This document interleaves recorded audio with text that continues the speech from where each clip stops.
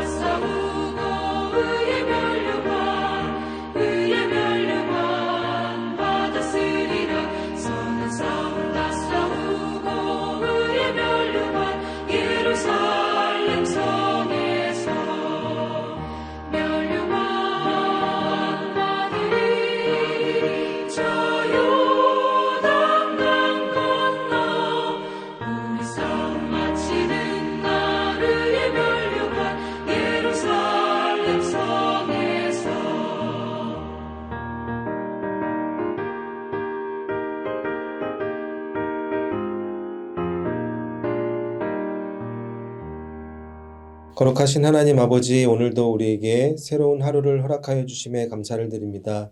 특별히 오늘 이 시간 우리가 한 마음으로 또 키즈 윙크 우리 교육국을 위해서 기도합니다. 키즈 윙크를 담당하는 우리 또 KC 목사님을 비롯하여 모든 사역자님들 아버지 하나님께서 그들에게 지혜를 주시고 예수님의 마음을 허락하여 주시고 또 모든 필요한 것들을 채워주셔서 우리 교육들 어린아이들부터 또 사역에 참여하는 모든 우리 봉사자들이 주님 안에서 하나가 되게 하여 주시고 또 우리 어린아이들이 예수님을 더욱더 알아가고 그들의 삶에 예수님을 주인으로 모시고 살아갈 수 있도록 또 깊이 하나님을 날마다 체험하는 또 교육될 수 있도록 아버지 하나님께서 함께하여 주시옵소서. 그 아름다운 또 믿음의 열매들이 키즈 윙크를 통하여 열매 맺을 수 있도록 또 위원회와 모든 사역을 위해서 헌신하고 수고하는 봉사자들 아버지 하나님께서 함께하여 주시옵소서. 이 시간 사사기 말씀을 계속해서 듣습니다. 이 말씀을 통하여 나에게 주신 하나님의 음성을 듣게 하여 주시고 또 하나님이 원하시는 삶의 모습인지 깨닫게 하여 주시고 그 깨달은 말씀대로 순종하며 나아갈 수 있는 우리 모두가 되게 하여 주시옵소서. 감사드리며 살아계신 주 예수 그리스도의 이름으로 기도하옵나이다. 아멘. 오늘 우리에게 주시는 하나님의 말씀은 구약성경 사사기 7장 15절에서 25절까지의 말씀입니다.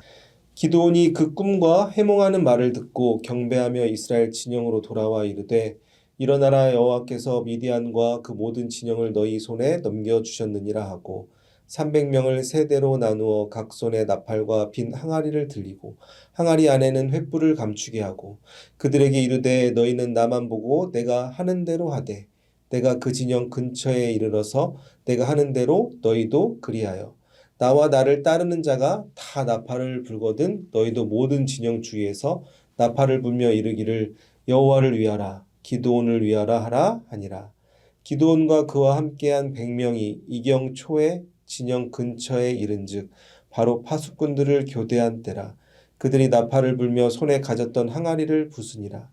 세대가 나팔을 불며 항아리를 부수고 왼손에 횃불을 들고 오른손에 나팔을 들어 불러 외쳐 이르되 여호와와 기드온의 칼이다 하고 각기 제자리에 서서 그 진영을 에워싸매 그 온 진영의 군사들이 뛰고 부르짖으며 도망하였는데 300명이 나팔을 불 때 여호와께서 그 온 진영에서 친구끼리 칼로 치게 하심으로 적군이 도망하여 스레라의 벳시다에 이르고 또 답밭에 가까운 아벨 무올라의 경계에 이르렀으며 이스라엘 사람들은 납달리와 아셀과 온 므낫세부터 부름을 받고 미디안을 추격하였더라. 기드온이 사자들을 보내어 에브라임 온 산지로 두루 다니게 하여 이르기를 내려와서 미디안을 치고 그들을 앞질러 벳바라와 요단강에 있는 수로를 점령하라 하매 이에 에브라임 사람들이 다 모여 벳바라와 요단강에 이르는 수로를 점령하고 또 미디안의 두 방백 오렙과 스앱을 사로잡아 오렙은 오렙 바위에서 죽이고 스앱은 스앱 포도주 틀에서 죽이고 미디안을 추격하였고 오렙과 스앱의 머리를 요단강 건너편에서 기드온에게 가져왔더라. 아멘. 우리 계속해서 사사기 말씀을 보고 있습니다. 오늘은 사사기 7장 후반부의 말씀입니다. 사사기를 보면 계속해서 반복적으로 이스라엘 백성들에게 또 하나님께서 믿음의 지도자 사사들을 세워주셨지만 그들이 어느 순간에 또 하나님을 멀리하고 우상을 섬기고 또 어려움에 처하고 어려운 가운데 하나님을 또 부르짖고 하나님께서 그들에게 또 믿음의 지도자를 세워주시는 이 패턴이 계속해서 반복되어지는 것을 우리가 사사기 내용을 통해서 보고 있습니다. 바로 전장에서 이제 드보라 하나님께서 세워주신 이스라엘의 어머니 드보라 시대에는 이스라엘 민족이 가나안 땅에서 40년 동안 평안한 시절을 보내게 됩니다. 하지만 그 뒤에 또 어떠한 일이 일어났습니까?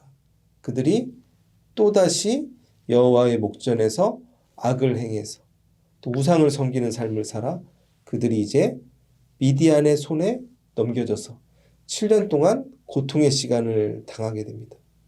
이렇게 어려움과 고난에 자기 스스로 어떻게 보면 이스라엘 민족들이 빠졌다고 볼 수 있습니다. 그런데 그 어려움 시간에 또 하나님께 간절히 부르짖자 하나님께서는 또 그들을 구원해 주시기 위해서 믿음의 새로운 리더를 세워주십니다. 그 믿음의 리더는 바로 기드온입니다.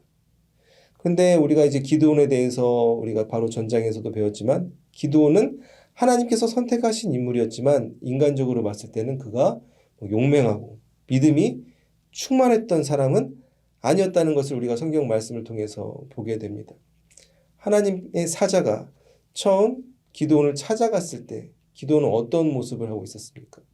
미디안 사람들에게 자기의 식량이 뺏길까 봐 숨어서 밀을 타작하고 있던 인물이 기드온이었습니다. 용맹한 모습이 아니죠. 되게 굉장히 소심하고 어떻게 보면 사람 미디안에게 어떻게 보면 자기가 들킬까 봐 이렇게 막 숨어있던 그런 나약한 모습이 기드온에게 있었던 것입니다. 그런데 하나님의 사자는 기드온에게 찾아가서 이렇게 말하죠. 용사여 여호와가 당신과 함께 하신다. 그런데 이 하나님의 음성을 듣고도 하나님의 사자를 통해서 듣고도 기드온은 믿지 못합니다. 나는 나약한 자입니다. 나에게는 그런 힘이 없습니다. 징표를 보여주세요 해서 하나님께서 결국 기드온에게 여러 가지 막 사인을 보여주셔서 기드온이 이제 하나님을 향한 믿음을 가지고 하나님께 순종하는 그런 믿음의 리더의 삶을 살아가게 됩니다. 그런데 이제 기드온에게 하나님께서 주셨던 그 수많은 명령들을 보면 인간적으로는 순종하기 어려웠던 명령들이 많았다는 것을 우리가 볼 수가 있죠. 처음 하나님께서 기드온에게 주셨던 명령이 무엇이었습니까? 네가 너의 아버지의 집에 있는 그 바알 우상의 제단과 아세라상을 부셔라. 그 동네 사람들인가 모든 이스라엘 사람들이 지금 바알과 아세라를 자신의 신으로 삼고 그렇게 외치고 있는데 그것을 자신이 부서뜨리게 되면 그 사실이 걸리면 이제 자기에게는 굉장히 어려움이 찾아올 수 있게 되는 것입니다. 인간적으로는 순종하기 어려운 그런 명령을 하나님께서 기드온에게 주셨던 거죠.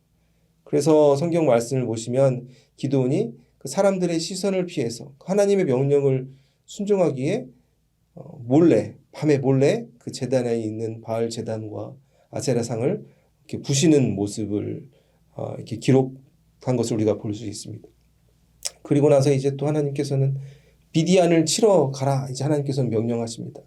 그래서 기드온이 이제 32,000명이 되는 그런 군인들을 모으게 됩니다. 그런데 하나님께서는 기드온에게 또 어떤 명령을 주셨습니까? 군인들의 숫자가 많다. 군인들을 줄여라라고 말씀하십니다. 근데 인간적으로 봤을 때는 미디안 사람들이 훨씬 더 많은 10만이 넘는 군인들이 그곳에 있었습니다. 32,000명이면은 10만에 비교해서는 비교가 되지 않는 숫자죠. 그 32,000명으로 가도 질 게 뻔한 전쟁인데 하나님께서는 기드온에게 명령하십니다. 너희 군인들의 숫자가 많다. 숫자를 줄여야 된다. 그러면서 그 이유에 대해서 이렇게 설명하십니다. 너희가 이렇게 많은 수로 가서 그 전쟁에 이기게 되면 너희 스스로 너희 구원을 이루었다 스스로 자랑하게 되기 때문에 사람들을 다 줄여야 된다. 그래서 결국 막 물 마시게 하고 막 여러 가지 그런 방법을 통해서 기드온에게는 몇 명의 군인만 남게 됩니까? 300여 명의 군인만 남게 됩니다. 하지만 하나님께서는 기드온에게 분명하게 약속해 주시죠. 내가 그 땅을 너에게 넘겨줄 것이다. 기드온은 이 하나님의 응답을 붙잡았기 때문에 지키기 힘든 하나님의 명령에 순종할 수 있었던 것입니다. 인간적으로 바라보고 세상적으로 바라보고 아무리 생각해도 순종할 수 없는 그 하나님의 명령을 기드온은 순종하는 삶을 살았던 것입니다. 우리가 이 순종하는 기드온의 모습을 보면서 여러 가지를 생각할 수 있는데 이 기드온이 이제 또 미디안에 이제 미리 정탐을 갑니다. 그 수가 얼마나 많이 있는지 그 친구와 같이 미디안 땅을 이제 가서 골짜기에서 보게 되는데 그 기드온의 눈에 이제 보여진 건 무엇이었습니까? 수많은 군인들, 막 메뚜기 떼와 같고 해변의 모래처럼 많은 그런 군인들이 있는 모습을 보게 됩니다. 그래서 그 마음 가운데 기드온 마음속에 두려워하는 마음이 자랐을 수도 있습니다. 그런데 하나님께서 그 주변 사람들에게 통해서 꿈으로 이제 응답을 주시고 그 꿈의 해석을 이제 기드온이 듣게 됩니다. 그 다음에 일어난 일이 오늘 본문의 내용이죠. 그 꿈의 해몽을 듣고 기드온이 어떻게 반응하였습니까? 15절 말씀입니다. 기드온이 그 꿈과 해몽하는 말을 듣고 경배하며 이스라엘 진영으로 돌아와 이르되 일어나라 여호와께서 미디안과 그 모든 진영을 너에게 넘겨주셨느니라 하고 그 꿈의 해몽을 듣고 기드온은 이제 확신을 하는 것입니다. 내 눈앞에 저 골짜기에 수많은 지금 미디안 군인들이 있지만 하나님께서 저 사람들과의 전쟁에서 우리에게 승리를 주실 것이다. 그런 하나님의 응답을 확신하고 하나님께 경배를 올려드리게 됩니다. 그 수많은 군인들 앞에 있지만 하나님의 응답을 경험하고 하나님을 경배하는 기드온의 모습을 우리가 성경 안에서 발견할 수 있는 것입니다. 이 기드온을 보면서 우리는 이스라엘의 역사, 이스라엘 민족이 광야에서 가나안 땅에 정탐했던 그 민수기의 내용을 기억할 수 있습니다. 가네스 바네아에서 이제 모세가 이스라엘의 12지파 중에서 한 명씩 뽑아서 미리 가나안 땅에 가서 이제 정탐하는 그런 일이 있죠. 40일 동안 그래서 12명이 가나안 땅을 정탐하고 돌아와서 이스라엘 민족에게 그들이 어떻게 말을 했습니까? 그들이 봤더니 너무 키도 크고 거인 같아서 그들 보면은 우리는 그들에 비교하면 벌레 같다. 메뚜기 같은 존재다. 우리는 거기 가면 무조건 죽게 될 것이다. 이렇게 10명의 정탐꾼이 그들에게 이스라엘 민족에게 가나안 땅을 정탐하고 와서 이렇게 보고를 하게 됩니다. 그 보고를 듣고 이스라엘 백성들은 어떻게 반응하였습니까? 밤새 통곡하면서 울면서 막 그런 장면들이 민수기에 나오죠. 그리고 이제 어떤 행동을 취합니까? 모세와 아론을 원망하기 시작합니다. 너희들 때문에 우리가 이제 가나안 땅에 가서 죽게 생겼다. 우리 다시 외국으로 돌아가겠다. 이렇게 외치게 됩니다. 근데 이러한 외침을 듣고 하나님께서는 그들에게 모세를 통해서 어떻게 말씀해 주십니까? 우리 민수기 14장 27절에서 30절까지 말씀 함께 보시겠습니다. 나를 원망하는 이 악한 회중에게 내가 어느 때까지 참으랴. 이스라엘 자손이 나를 향하여 원망하는 바 그 원망하는 말을 내가 들었노라. 그들에게 이르기를 여호와의 말씀에 내 삶을 두고 맹세하노라. 너희 말이 내 귀에 들린 대로 내가 너희에게 행하리니 너희 시체가 이 광야에 엎드러질 것이라. 너희 중에서 20세 이상으로 계수된 자 곧 나를 원망한 자 전부가 여분네 아들 갈렙과 눈의 아들 여호수아 외에는 내가 맹세하여 너희에게 살게 하리라. 한 땅에 결단코 들어가지 못하리라. 아멘. 하나님께서 분명하게 모세에게 응답해 주십니다. 내가 내 삶을 두고 너에게 맹세하겠다. 내 귀에 들린 대로 내가 행하겠다. 이스라엘 백성들은 하나님을 원망하고 불평했습니다. 그래야 결국 수많은 사람들이 광야에서 고생만 하다가 결국 이 정탐꾼의 말을 듣고 그들이 마음이 흔들려서 다 가나안 땅에 들어가지 못하고 여호수아와 갈렙만 제외하고는 다 죽게 되는 이러한 비극을 맞이하게 된 것입니다. 하나님 귀에 들린 대로 그들의 인생이 그렇게 펼쳐지게 되었던 것입니다. 하지만 오늘 본문 사사기 7장의 기도원을 보면 어떤 모습입니까? 세상적으로 인간적으로 나약한 기도원이었지만 영적인 눈을 가지고 하나님의 응답을 바라보고 하나님의 일하심을 기대하며 나아갔던 것입니다. 자신의 인간적인 생각과 세상적인 생각과 모든 것들을 다 내려놓고 인간적으로 봤을 때는 따를 수 없는 하나님의 명령이었지만 그 명령에 순종하고 하나님의 응답을 붙들었기 때문에 하나님의 약속을 믿었기 때문에 그가 믿음으로 나아갔던 것입니다. 그 어려운 상황 속에서 골짜기에서 수많은 적들을 바라보며 그가 두려워하지 않고 오히려 하나님의 응답을 경험하고 하나님께 찬양과 경배를 올려드렸던 것입니다. 이와 같은 기도원과 같은 믿음이 우리에게 필요한 것입니다. 지금 가지고 있는 나의 생각, 내 눈으로 보이는 이런 어려움을 세상적인 방법으로 해석하는 것이 아니라 하나님의 응답을 기대하며 하나님의 일하심을 기대하며 우리가 나아가는 것입니다. 인간적으로는 절대 해결할 수 없는 이 문제 앞에서 고난 속에서 우리가 어떻게든 이 문제를 해결하기 위해 인간적으로 막 노력하며 고민하며 막 그러한 삶을 안절부절하는 삶을 살아가는 것이 아니라 나와 함께 하시는 하나님이 원하시는 그 방법에 순종하며 나아갈 때 하나님께서 분명히 우리를 승리케 해주신다. 이런 기도원과 같은 믿음으로 나아갈 때 놀라운 기적의 역사를 우리가 경험할 수 있게 되는 것입니다. 사랑하는 성도 여러분, 우리가 기도원과 같이 믿음으로 나아가는 모든 성도님들이 되시기를 주님의 이름으로 축복합니다. 그래야 하나님께서는 이 순전한 믿음 가지고 나오는 기도원에게 기도원과 300명의 용사들에게 전쟁을 이기기 위해서 뭐 엄청난 무기를 주셨을까요? 어떠한 무기를 주셨는지 우리가 사사기 7장 16절 말씀 함께 읽어보시겠습니다. 300명을 세대로 나누어 각 손에 나팔과 빈 항아리를 들리고 항아리 안에는 횃불을 감추게 하고 아멘. 기도원과 300명의 군대에게 하나님께서 주신 것이 무엇입니까? 아무런 무기가 없습니다. 나팔과 빈 항아리, 횃불밖에 없다는 것을 우리는 볼 수 있습니다. 칼이나 창이나 여러 가지 말과 병 아무것도 없어요. 예를 들면은 전쟁에서 누가 만약에 지금 당장 적군이 내 앞에 있는데 총을 주지 않고 예를 들면 기타만 주고 피리만 주면 어떨까요? 군인들 입장으로 우리 대장이 미친 게 아니, 제정신이 아닌가? 우리 다 죽게 만들려는 것이 아닌가?